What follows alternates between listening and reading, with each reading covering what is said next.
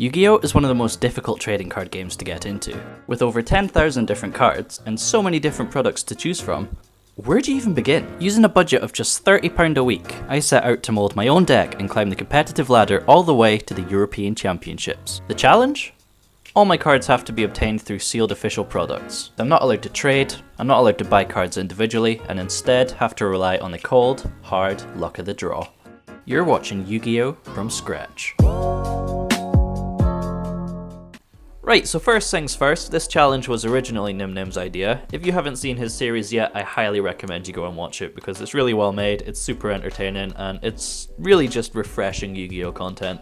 So link will be in the description to that. And with that being said, let's get into it. So there's two main points to this series, with the first one being, realistically, is it even possible? This one relies on how Konami choose to model their products. With the recent announcement of Duel Devastator making certain staple cards more accessible, as well as Salamangreat being a budget meta deck right off the bat, we're definitely headed in the right direction. The second point to this series is to just have fun, man. Deck building and theory crafting are two key components to the Yu-Gi-Oh! Experience. If you watch a pro player's deck profile and just buy all the cards you need to play, you're missing out on a lot of the fun of Yu-Gi-Oh! Being limited to the cards we pull through sealed product forces us to look at cards in a unique way. We might be able to make use of cards that otherwise we'd just be thrown to the side and forgotten about. If you're familiar with the Iron Man concept on RuneScape, it's exactly like that. All in all, it's about the journey, not the destination. So let's begin. So starting off using our £30 budget for our brand new deck, we need to get some brand new card sleeves. So I picked up these sky blue dragon shields for £4. Next, the best place to start with Yu-Gi-Oh!, especially if you're on a budget, is to buy 3 of the same structure deck, which is exactly what we did. I picked up 3 of the new Rocket Revolt structure deck for £20, which should hopefully give us a decent core basis to start off with. There's a couple of decent generic cards in here as well, like Twin Twisters and Red Reboot, so that should give us a decent start to our side deck. Finally, I'm going to save the remaining £6 for next week, just so we can get a bit of a feel for the deck and decide where we want to take it. But for now, we'll crack these open.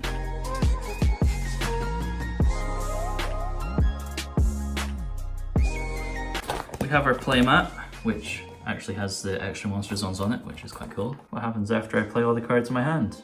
Nothing special. Huh. Nice. Oh, nice. Topologic Zeraboros, one of our boss monsters, Link 4, can basically banish the whole field. Borreload Furious Dragon, this is one of our really good boss monsters. Got a quick effect for interruption, basically destroy a card in the field. 2 Dark Dragon monsters, so it's not going to be too hard to get out. Our whole deck's basically Dark Dragons. Silver Rocket Dragon, this is the one that can banish 1 card from your opponent's extra deck, which is really nice. Rocket Tracer, this card is really good. Level 4 Tuner, and you can basically special summon any rocket monster from your deck. This gives us really good access to Borreload Savage, which unfortunately we don't have. And yeah, that's basically it. We have no synchros, so tuners are kind of irrelevant right now.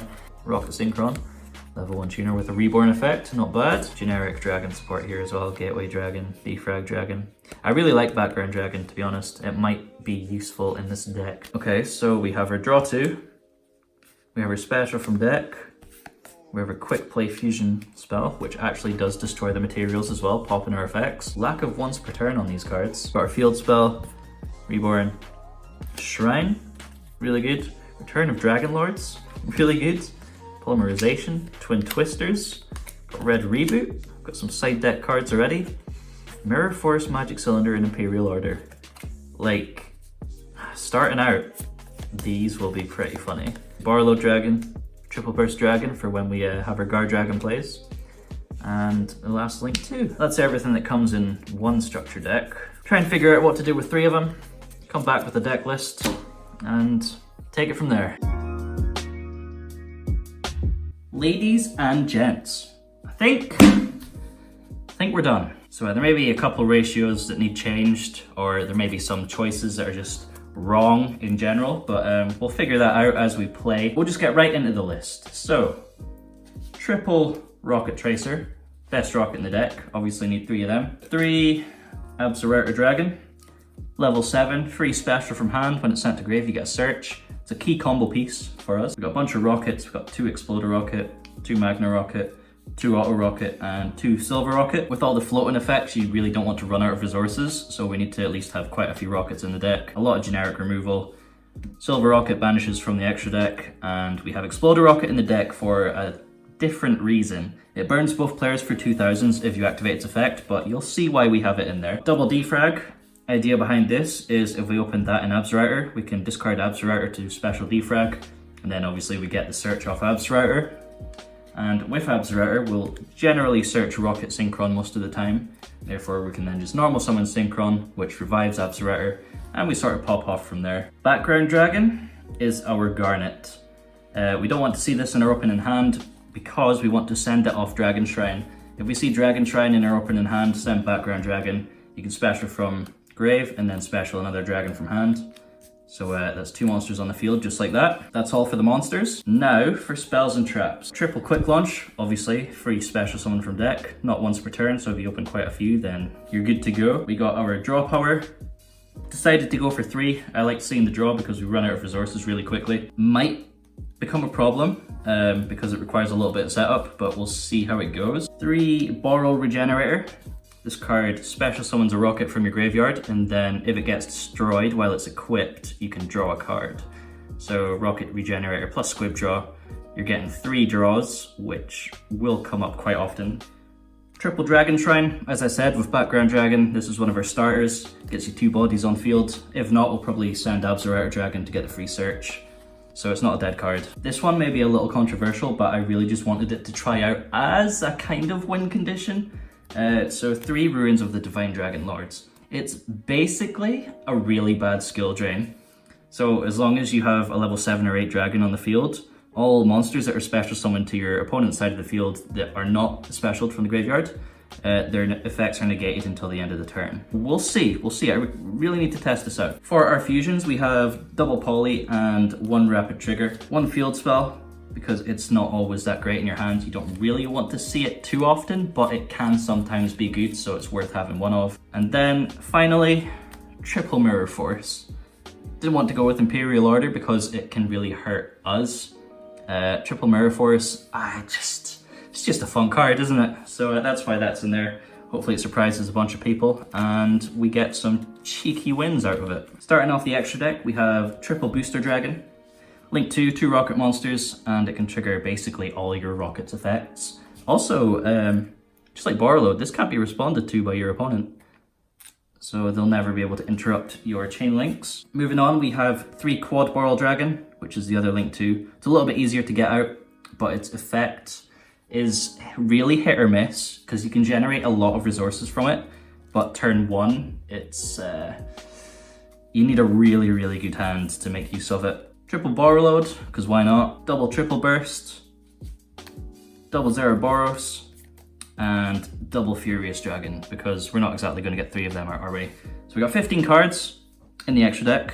Obviously we don't need them all, but might as well have everything in there just so the situation doesn't arise where we run out. Now for the side deck, which I really didn't expect to have to begin with, we have triple 20s, triple Reboot for all them trap decks. For going second, I put in 2 Gateway Dragon to swap out for Defrag Dragon because they kind of do the same thing, but Gateway Dragon's more of a going second card. Finally, the 1 Imperial Order. Not in the main deck because obviously it hurts us sometimes, so I thought I'd put it in there for maybe a striker matchup or something. But yeah, that's the list. I'm kind of excited to try this out. We'll do a test hand just to see how bricky it is. So from the testing and learning that I've tried to do, it looks like the deck can do some decent things depending on the hand, I guess. But we'll have to see. We'll take it to locals, see what we can do. I'll see you there. It's time to lose. Right, so round 1 we ended up losing the dice roll against True Draco. Obviously since we have no interruption he was able to just do whatever he wanted. All of which led up to us facing down a diagram and 3 back row on board with no monsters. We had a solid hand starting off with the Dragon Shrine to bin Background Dragon, which then allowed us to swarm the board. But just as things were looking good, this happened.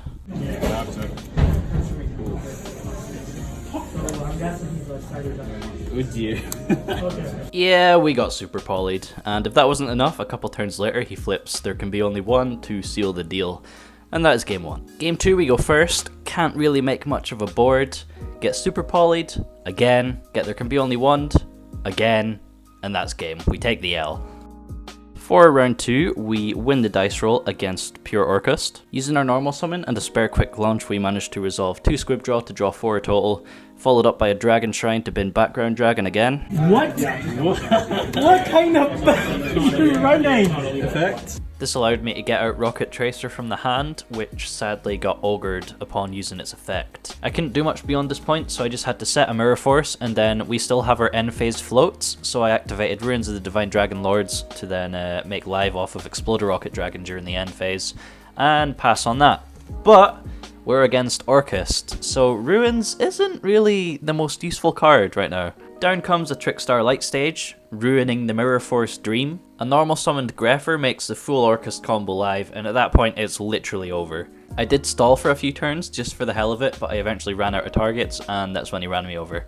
Game 2 we go first and open up our 2-card Big Boy combo, starting with a quick launch. This is then followed up by Absolute Dragon from hand, which is then targeted by Rocket Tracer for his effect, allowing us to do our standard board swarm combo. From here we go into the Booster Dragon, as well as a Quad Barrel Dragon, which by discarding a card, I can destroy the Booster Dragon to special 2 rockets from grave. And then, because Booster Dragon was destroyed, I can special another body from grave, essentially going +1. At this point I realize there's really no win condition against Orcust here, because Borreload just gets sent to the grave by Dingirsu. Silver Rocket's not going to do anything because they run multiples of everything they need in the extra deck anyway.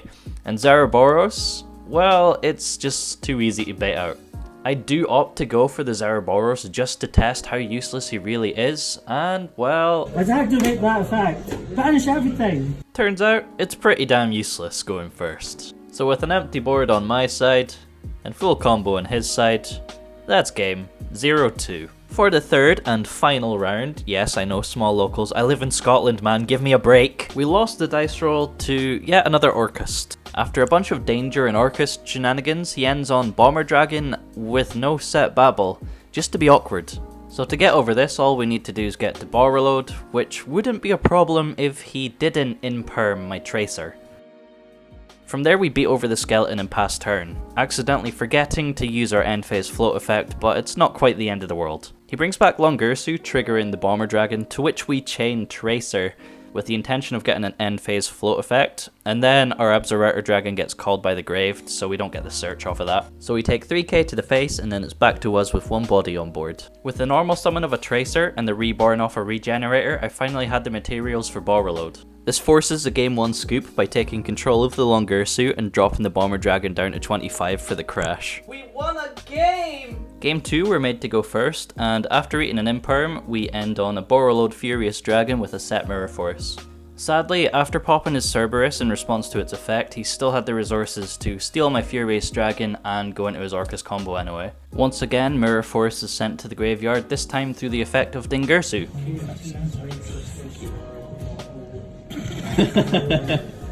After he does a bunch of damage, he ends on his Longursu and Babble with all his Orcust stuff in grave, and there's not really much I can do with the resources I have left, so that's game 2.